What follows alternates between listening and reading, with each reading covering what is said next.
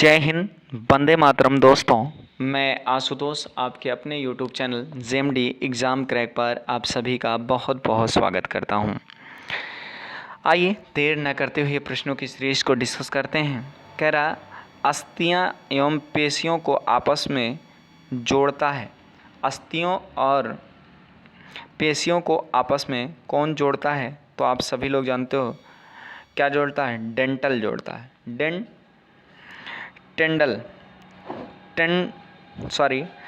Ligament जोड़ता है। ये कौन सा जोड़ता है? लिगामेंट जोड़ता है या टेंडन जोड़ता है?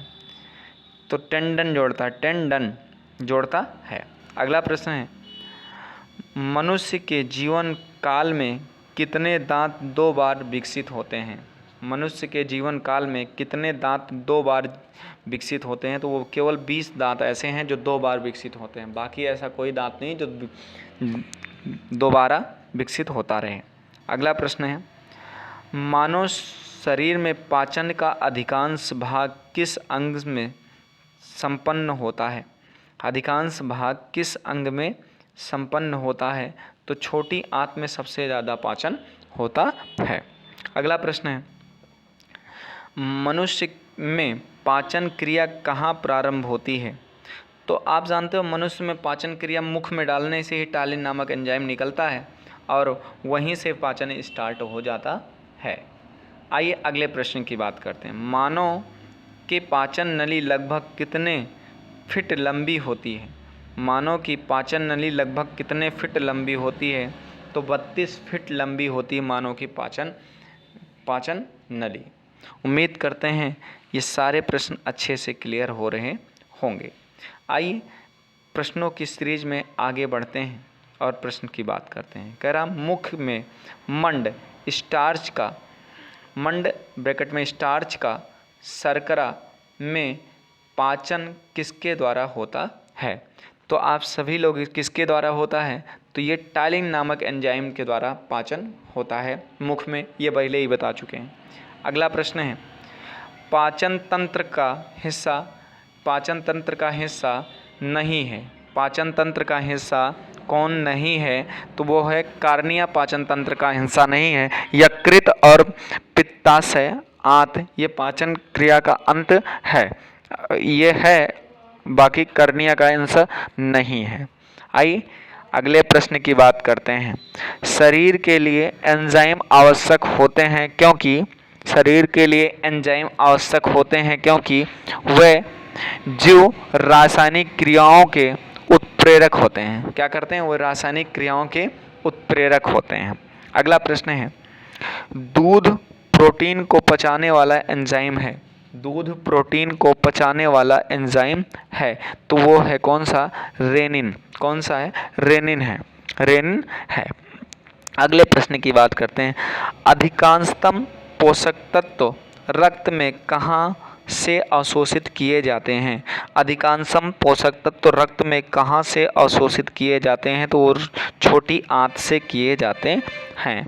आपको ये प्रश्न की सीरीज कैसी लग रही है हमें कमेंट करके अवश्य बताइए। अगर प्रश्नों की सीरीज अच्छी लग रही है तो चैनल को लाइक, सब्सक्राइब और शेयर करना मत भूलिएगा। अगर इसका आप पीडीएफ चाहते हैं तो Telegram channel JMD exam crack channel को अवश्य ज्वाइन कर लें, जिससे आपको इसका क्या मिल सके? पीडीएफ मिल सके। आइए अगले प्रश्न की बात करते हैं। प्रश्न नंबर 26, लार में कौन सा एंजाइम पाया जाता है? तो अभी बताया है लार में, मुख में निकलती है लार, और लार में टाइलिंग नामक एंजाइम पाया जाता है जो भोजन का पाचन यहीं से शुरू कर देता है, टाइलिंग नामक एंजाइम। आइए अगले प्रश्न की बात करते हैं, क्वेश्चन नंबर 27 के बारे में।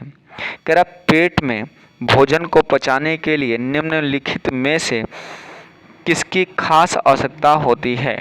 किसकी खास आवश्यकता होती है? तो ये किसकी खास आवश्यकता होती है? एंजाइम की। किसकी? एंजाइम की। अगला प्रश्न है, लार किसके पाचन में सहायक होता है?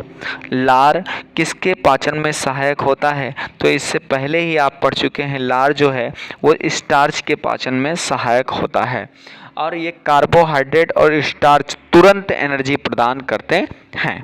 अगले प्रश्न की बात करते हैं, क्वेश्चन नंबर 29 और आज के अंतिम प्रश्न की।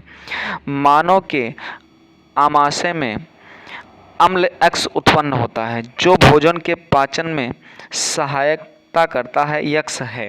तो आमाशय से कौन सा अम्ल उत्सर्जित होता है? तो आप सभी लोग जानते हो, आमाशय से हाइड्रोक्लोरिक अम्ल उत्सर्जित होता है जो भोजन को अम्लीय बना देता है और इससे भोजन सड़ने और गलने से बचा रहता है। आपको प्रश्नों की सीरीज कैसी लग रही है हमें कमेंट करके अवश्य बताएं। अगर प्रश्नों की सीरीज अच्छी लग रही है तो चैनल को लाइक, सब्सक्राइब और शेयर करना मत भूलिएगा। मिलते हैं नेक्स्ट वीडियो में, तब तक के लिए जय हिंद, वंदे मातरम। दोस्तों, अपना बहुत बहुत ख्याल रखिएगा।